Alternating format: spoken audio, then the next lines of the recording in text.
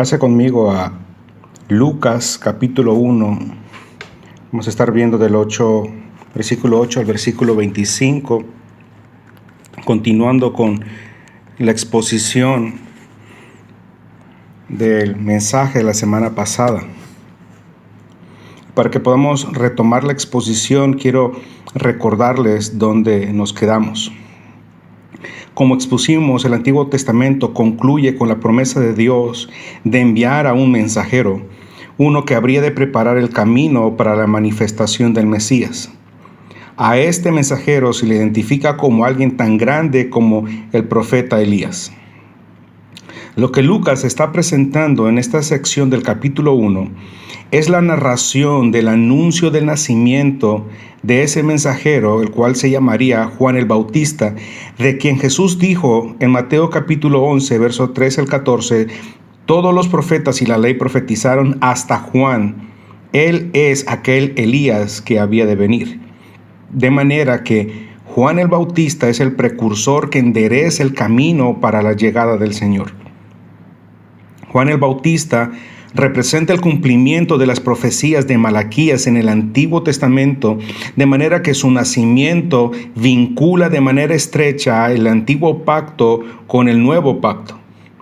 Y para este propósito, Dios ha escogido a un matrimonio extraordinario, formado por Zacarías y Elizabeth, cuya característica sobresaliente es que ambos eran justos delante de Dios, conduciéndose irreprochablemente en todos los mandamientos y ordenanzas del Señor.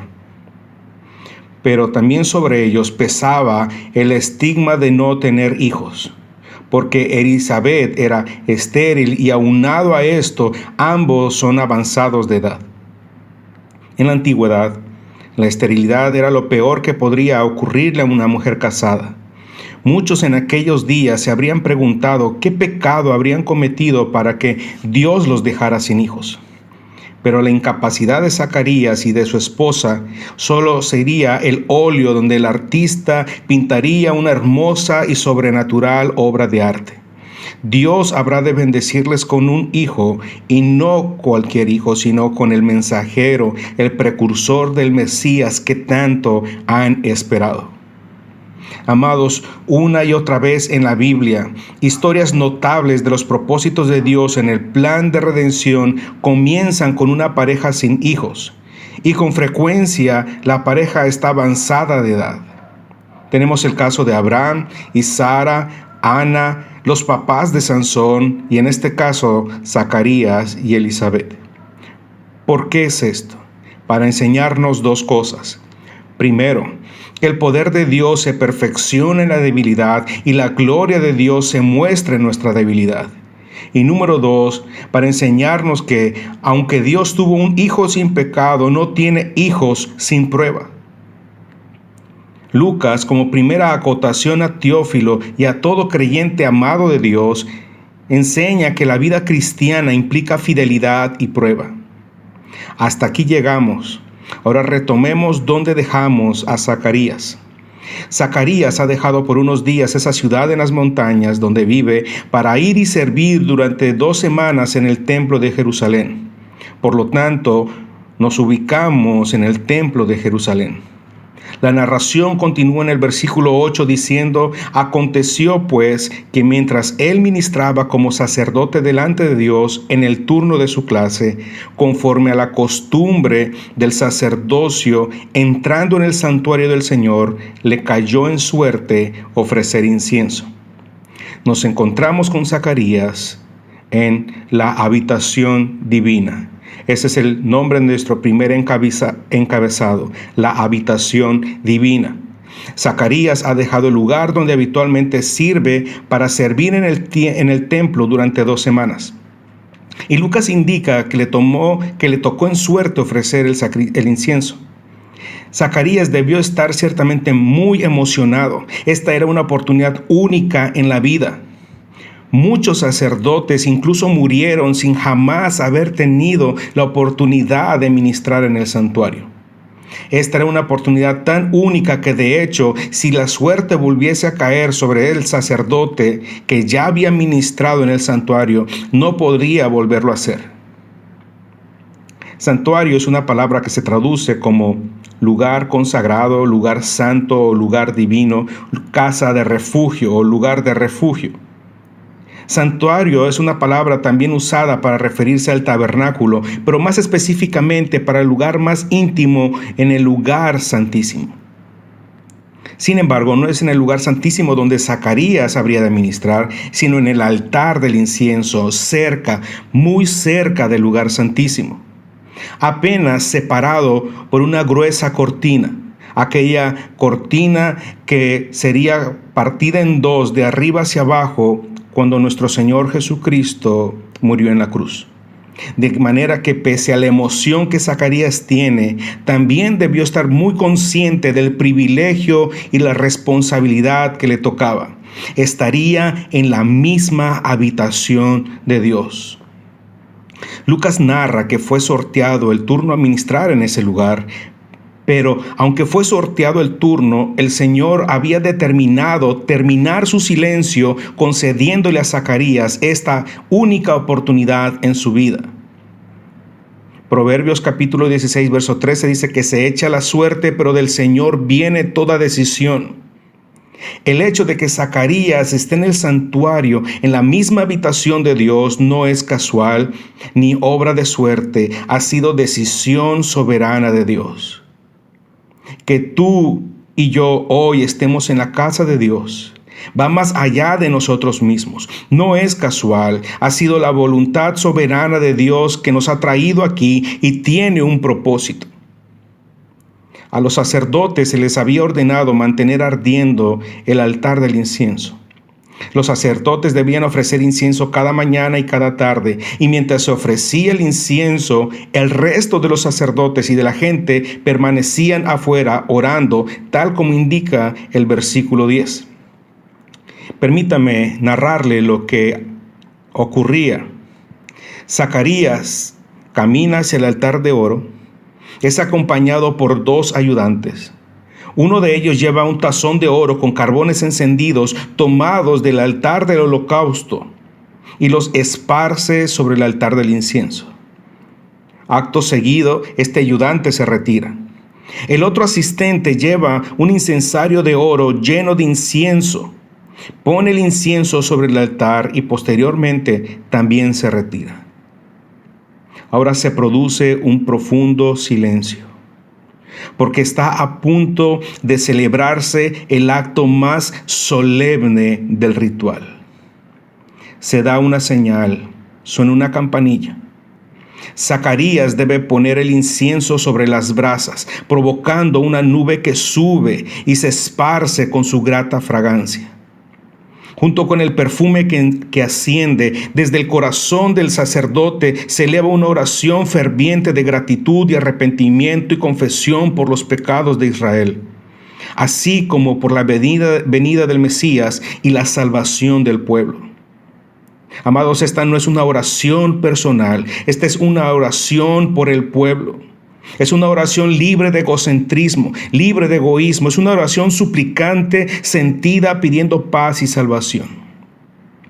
El pueblo, reunido afuera del santuario, también ora postrado y con las manos extendidas al cielo. Ellos esperan que Zacarías regrese del altar del incienso y camine hacia la escalinata que está frente al santuario. Desde esas gradas, Zacarías, acompañado por otros sacerdotes, debía pronunciar la bendición arónica sobre el pueblo.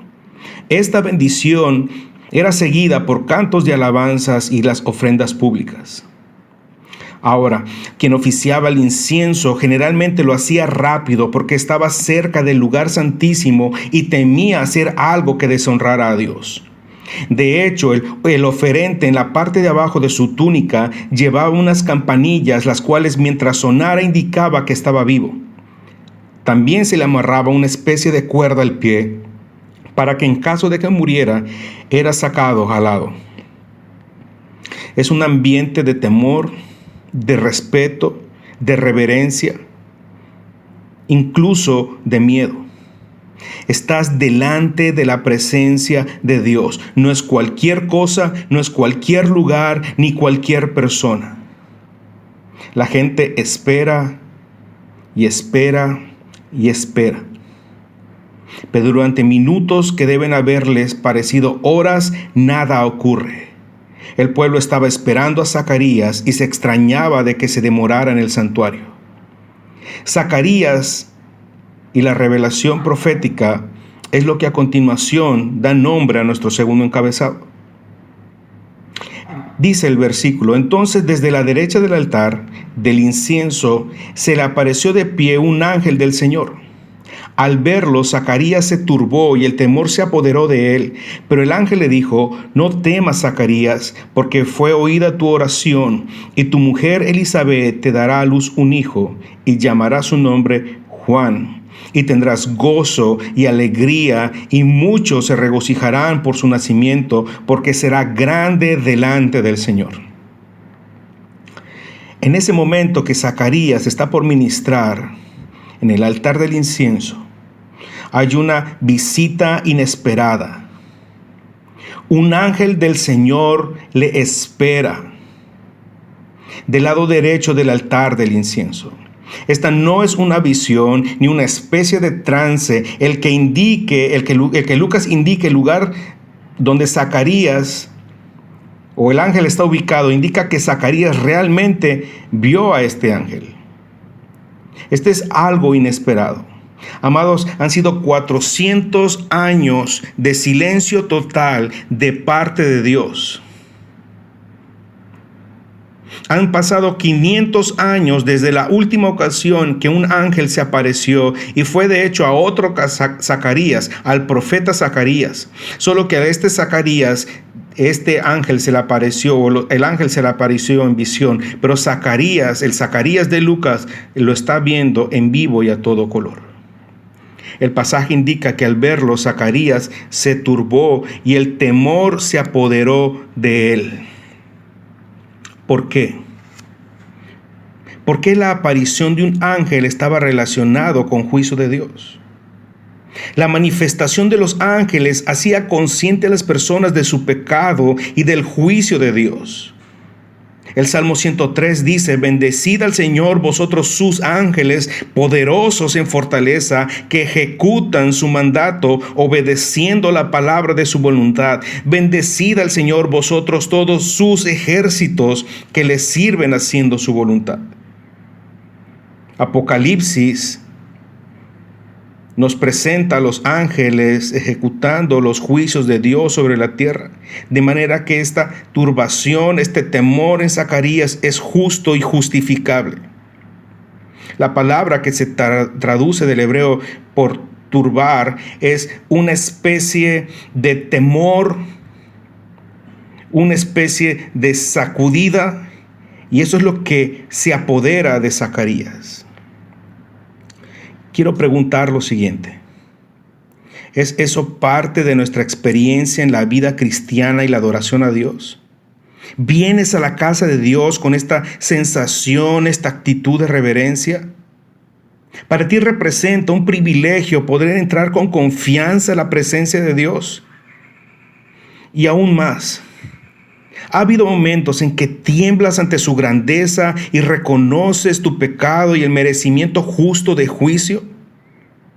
Amado, ¿cuándo fue la última ocasión que estuviste profundamente consciente de la grandeza de Dios, de la grandeza de tus pecados y de su gracia sobreabundante? Es por eso que Zacarías tembló. Ese es el temor de Dios, y el Antiguo Testamento correctamente dice que el principio del conocimiento y la sabiduría es el temor al Dios vivo. El ángel, al ver el miedo de Zacarías, lo tranquiliza y le dice: Zacarías, no temas. La visita del ángel no es para juicio, sino para darle una gran noticia de parte de Dios, un mensaje de bendición, de gran gozo. Zacarías, no temas. En otras palabras, ten paz, ten gozo, ten confianza. Amados, me veo animados a decirles: no teman. Acerquémonos confiadamente al trono de la gracia para alcanzar misericordia y hallar gracia para el oportuno socorro. En la oración no venimos a un lugar donde Dios está repartiendo limosnas. Tampoco venimos a la puerta trasera de la casa de la misericordia para recibir las obras, aunque eso sería lo que merecemos. Cuando oramos, estamos en el palacio, en la habitación del grandioso Rey. En la oración estamos allí donde los ángeles se postran con sus rostros cubiertos, donde los querubines y los serafines adoran. En el mismo lugar donde está el trono al que ascienden nuestras oraciones. En ese lugar donde los querubines de 6 alas con 2 alas se tapan el rostro para no ver ni siquiera al Señor, y con 2 alas vuelan para ni siquiera tocar el lugar donde Él se encuentra. Esta sensación que percibe Zacarías es la misma percepción que percibió toda aquella persona que tuvo ese encuentro con la majestad de Dios. Como aquel encuentro de Isaías, el profeta Isaías, que incluso exclama: ¡ay de mí! Amados, entremos con confianza, pero con reverencia. Otra cosa que aprendemos de aquí es que cuando nosotros hemos comenzado a orar, Dios ha comenzado a responder. De hecho, no hemos aún pedido y Dios ya sabe la respuesta que dará. Escuche el ángel diciendo: Zacarías, no temas. Tu oración ha sido escuchada y tu mujer Elizabeth te dará a luz un hijo. El ángel le anuncia que Dios habrá de concederle a su esposa, estéril y avanzada de edad, tener un hijo. Sin duda, Zacarías y Elizabeth estuvieron orando por tener un hijo, pero seguramente, como pasa con nosotros, cuando no tenemos respuesta, eventualmente abandonamos esa petición. Pasaron los años y ambos se acercan al ocaso de sus vidas y pierden toda esperanza de respuesta. Perdieron toda esperanza de que Dios les favoreciera con un hijo. Pero cuando todo estaba dado por perdido, sin esperanza alguna, Dios, según su soberanía y para efectos de su propósito, misericordiosamente les concede su petición. Seguramente nos podemos identificar con ellos. ¿Qué petición hemos abandonado al no recibir respuesta? ¿Sabe por qué abandonamos? Porque usualmente queremos que Dios nos responda, o esperamos que Dios nos responda como y cuando nosotros queremos. Abandonamos, nos desanimamos por no esperar. Si algo debemos aprender es que Dios no responde como y cuando nosotros queremos, sino cuando Él quiere y como Él quiere y cuando Él quiere. A nosotros solo nos toca orar sin cesar y esperar en Dios. No esperar que se den las circunstancias, sino esperar en Dios. Amados, es posible que hayas dejado de lado aquella petición, pero lo hermoso es que Dios no olvida. Y cuando Dios da el visto bueno a nuestras peticiones, éstas se cumplirán inminentemente. Debemos recordar que no hay imposibles para Dios, no hay límites para Dios. La esterilidad de Elizabeth, la edad avanzada de ellos, no es un impedimento para Dios. Dios es todopoderoso. Recuerdo mientras preparaba la meditación, la exposición, aquella ocasión cuando Dios comisiona a Moisés ir delante de Faraón y del pueblo de Israel esclavizado, y le dice al Señor: por favor, Señor, nunca he sido hombre elocuente, ni ayer, ni en tiempos pasados, ni aún después de que has hablado a tu siervo, porque soy tardo en el habla y torpe de lengua. Me encanta la respuesta del Señor. ¿Quién ha hecho la boca del hombre?, le pregunta.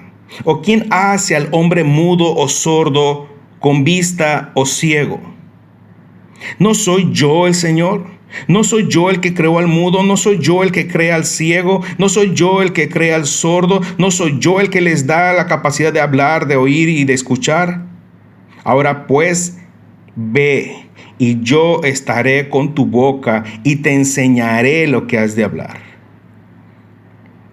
Amados, Dios no elige a los más capaces, sino que Él capacita a los que Él elige para sus propósitos. El pasaje dice: Zacarías, fue oída tu oración y tu mujer Elizabeth te dará a luz un hijo y llamará su nombre Juan. Y tendrás gozo y alegría, y muchos se regocijarán por su nacimiento, porque será grande delante del Señor. Amados, Zacarías está al final de sus días, al final de su tiempo de servicio. Un hijo habría representado la continuidad del sacerdocio en la familia. Habría representado el poder enseñar a su hijo el oficio del sacerdocio. Sus esperanzas están marchitas y Dios le dice: Zacarías, fue oída tu oración y tu mujer Elizabeth te dará a luz un hijo y llamarás su nombre Juan. En otras palabras, Zacarías, vas a ser papá. Y tu hijo no será cualquier hijo, tu hijo será llamado Juan, el cual es la forma griega del nombre hebreo Johanán, que significa Dios es misericordioso. En otras palabras, Zacarías, tu hijo no será cualquier hijo, porque será grande delante del Señor. Y será lleno del Espíritu Santo aún desde el vientre de su madre. Note que Dios elige a Zacarías y a su esposa. Dios elige el momento de dar respuesta. Dios elige el nombre que habría de llevar a este niño. Su nombre simboliza que Dios está a punto de derramar su gracia, su misericordia, no por medio de Juan, sino por medio del Mesías, el Hijo de Dios. En otras palabras, Zacarías, Dios ha dado visto bueno a tu oración. Serás papá y tu hijo será el que prepare el camino al Mesías. Tú deseabas que a un hijo para enseñarle el oficio de sacerdote, pero no será necesario, porque Dios está por enviar a un sacerdote mucho más grande. El Mesías ofrecería un solo sacrificio, su propia vida. Y su sacrificio ganará la redención eterna de todos los que vinieran a Dios a través de él. El anuncio del ángel a Zacarías indica que Dios se está preparando para cumplir sus propósitos prometidos en el Antiguo Testamento. Permítame hablarle brevemente de este ángel. Él se presenta como Gabriel. La última vez que Gabriel aparece en la Biblia es en Daniel capítulo 9, cuando Dios lo envía a Daniel para decirle que sus oraciones por el cautiverio de Israel han sido escuchadas. Y el ángel Gabriel le dice a Daniel: y por cierto, no solo Israel será liberado de su cautiverio, sino que Dios enviará a su Hijo, o Él enviará el Mesías a este mundo en respuesta a sus oraciones. No es accidental que Lucas esté diciendo que el ángel Gabriel está hablando con Zacarías, porque Gabriel ahora está anunciando el cumplimiento del mensaje que le dio a Daniel cientos de años atrás. Él está diciendo: Zacarías, yo soy Gabriel, y el último ser humano con quien hablé fue Daniel, y le dije a Daniel que Dios enviaría a su hijo, al Mesías. Y te digo, Zacarías, Él está enviando a su hijo al mundo, y tu hijo Juan será el precursor del Mesías. Este es un anuncio especial sobre el plan de Dios para la redención. Pero ahora miremos la incredulidad de Zacarías. Y Zacarías dijo al ángel: ¿cómo sabré esto? Porque soy anciano y mi mujer avanzada en días. Zacarías pasa del temor a la incredulidad, a la duda, a la desconfianza. Habríamos esperado que la reacción de Zacarías fuese diferente, con gozo, con gratitud, pero él pasa de este estado de temor a la incredulidad, a duda, a desconfianza. Es como que él esté diciendo: no sé de qué me estás hablando, Gabriel, yo no oro por un hijo. Hace años que me di por vencido en esa oración. Yo estoy orando por la salvación de Israel, estoy orando para que Dios envíe al Mesías prometido. Pero amado, Zacarías no sabía que Dios iba a contestar ambas oraciones al mismo tiempo. Amados, el alcance de las obras de Dios es mucho más grande de lo que nosotros pensamos. Escuche lo que dice Efesios 3:20.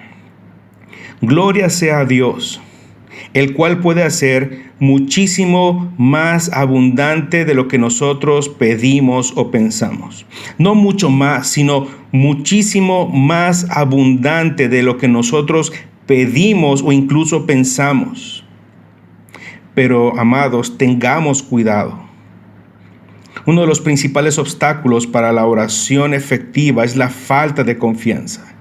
Si creemos que Dios es quien dice ser y que hará lo que ha prometido, ¿por qué dudamos al orar? Una razón por la que somos tan propensos a dudar es que no somos capaces de ver a Dios trabajando en nuestras circunstancias. Le pedimos y no pasa nada. Pero es que el Señor no es un mesero que hará lo que le pidamos. Él ve el pasado, Él ve el presente y el futuro y conoce el momento adecuado para dar respuesta.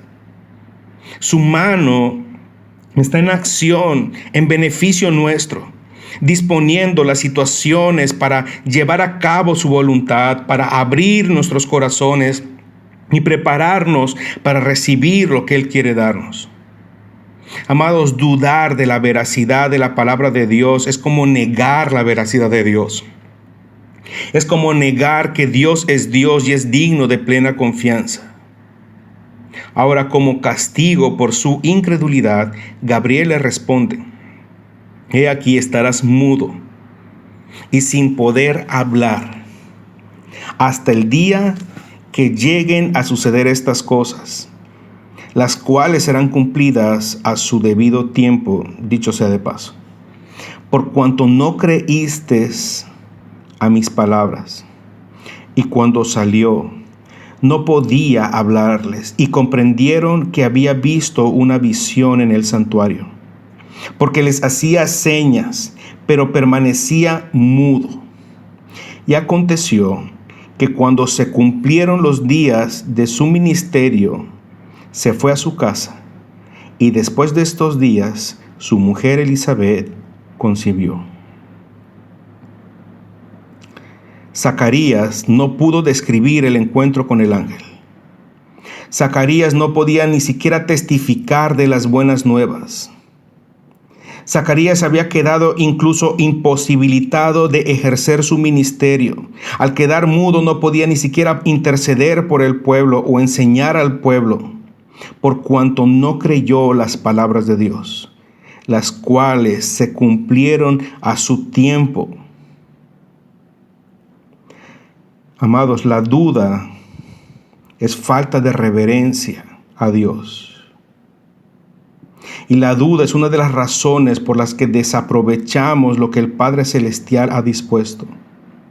Nos preguntamos si está realmente interesado en nuestros problemas y cuestionamos la viabilidad de sus respuestas o soluciones. Tengamos cuidado porque la duda tiene el potencial de incapacitarnos en el servicio efectivo a Dios, en el temor reverente, en la obediencia a Dios. De todos los pecados que cometemos, la duda es uno de los más aborrecibles, es uno de los más detestados por Dios. Según el Antiguo y el Nuevo Testamento, nuestras dudas ofenden al Señor. La duda no es una falta de conocimiento, no es una falta en nuestro pensamiento, es pecado. Nuestras dudas ofenden al Señor.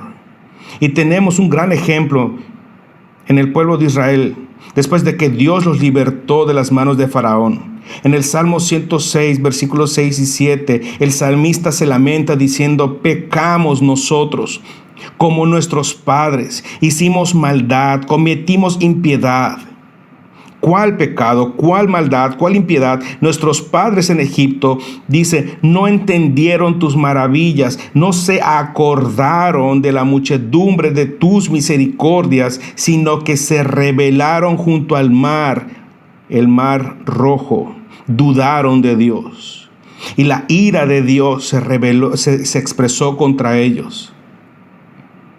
Y les dijo: no entrarán a esa tierra. Ellos fueron a esa tierra y se dieron cuenta que realmente era lo que Dios había prometido, pero regresaron diciendo: esto es imposible, no lo vamos a lograr.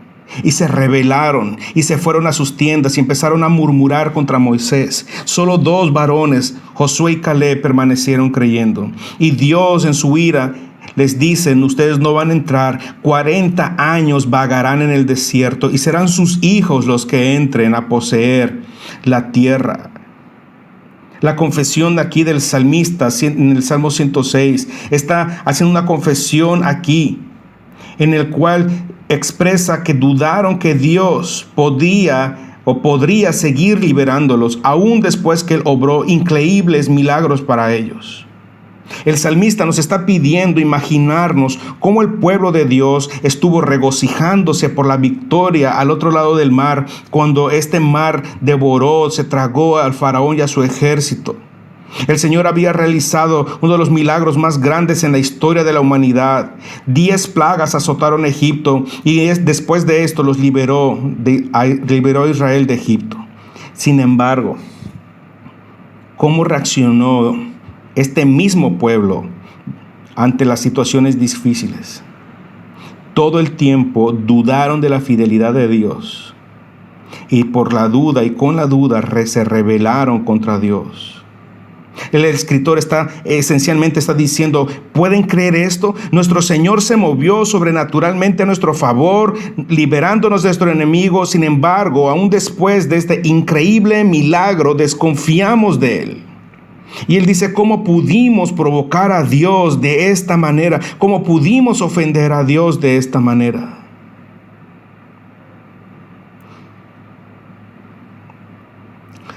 En el corto tiempo que llevo, me he dado cuenta de un patrón en la vida de la mayoría de los cristianos. Casi inmediatamente después de que Dios nos salva, Él nos lleva al desierto de la prueba. ¿Por qué? ¿Por qué? Porque Dios está buscando desarrollar un pueblo que confíe en Él.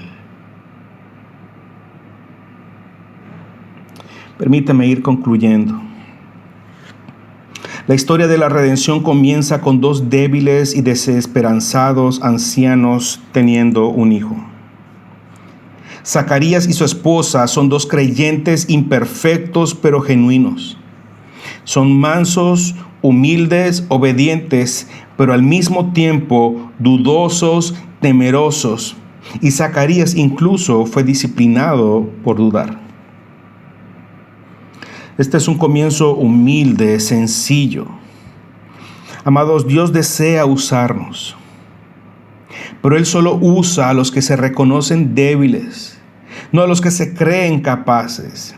Dios usa gente común y corriente para llevar las buenas nuevas de salvación a otros igualmente débiles e incapaces.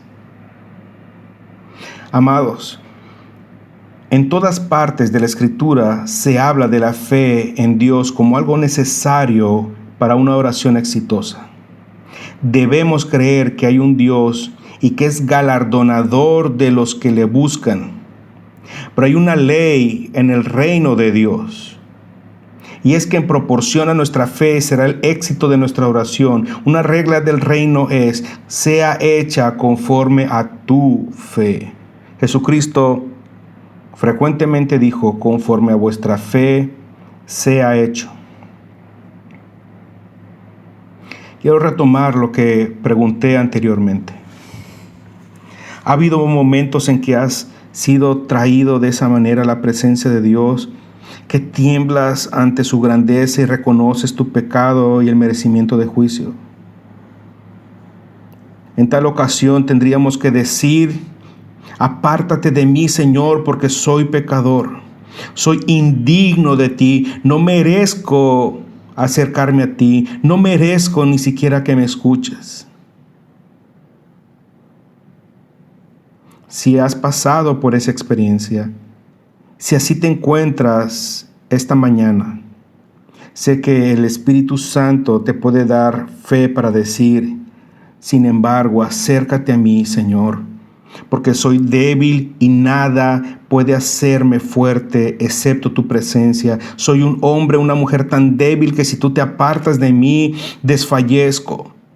Me consume la duda, me consume la desesperanza, me consume la culpa, me consume la vergüenza. Acércate a mí para que por tu fuerza yo pueda ser animado, animada y ser apto para vivir para ti.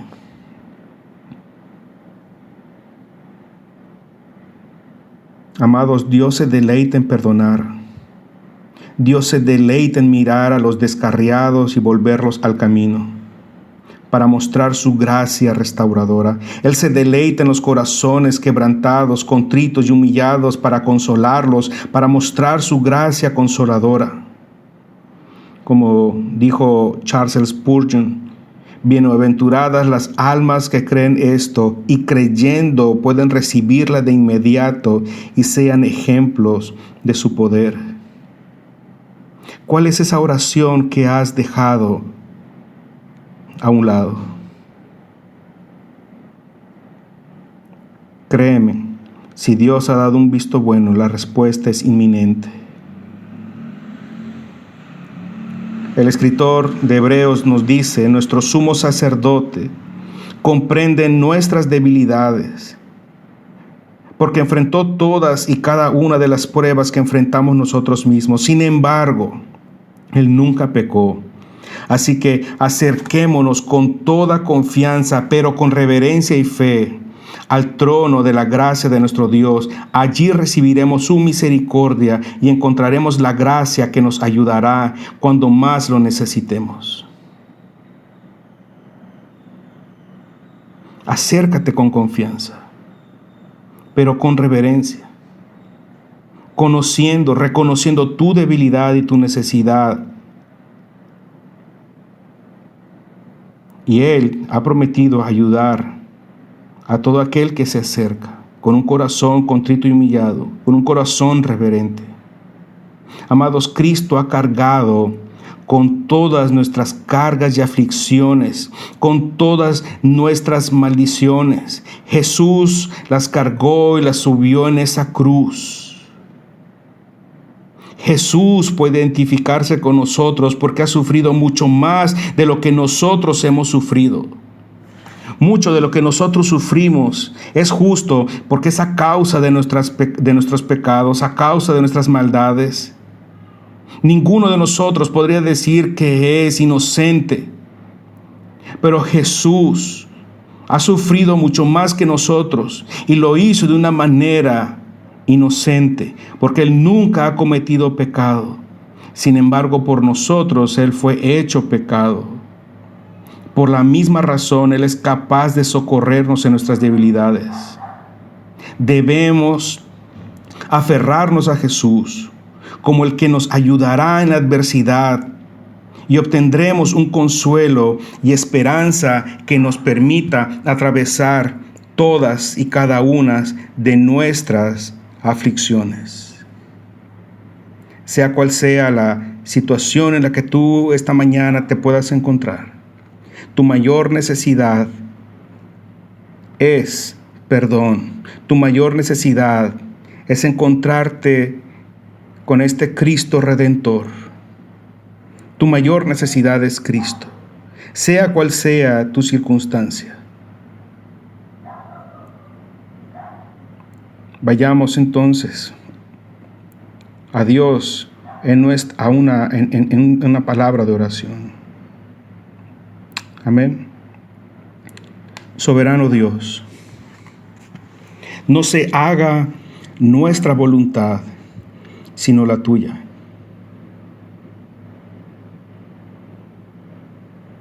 Con gratitud y reverencia reconocemos que la tuya es buena, la nuestra no lo es. Tu voluntad es perfecta, la nuestra nunca lo será. Y Señor, en tanto llevas a cabo tu voluntad en nuestras vidas, como creación tuya, susténtanos tú, guárdanos tú, sácianos tú, sosténnos tú, haznos entender, para que en tanto es hecha tu voluntad, nuestro corazón se alegre y te agradezca.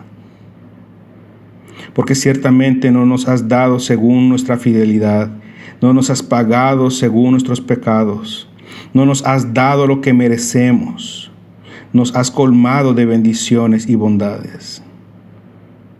Fortalece nuestra fe en ti. Fortalece nuestra confianza en ti. Perdona, Señor, nuestras infidelidades, nuestra ingratitud y autosuficiencia. Damos gracias por sabernos amados por ti.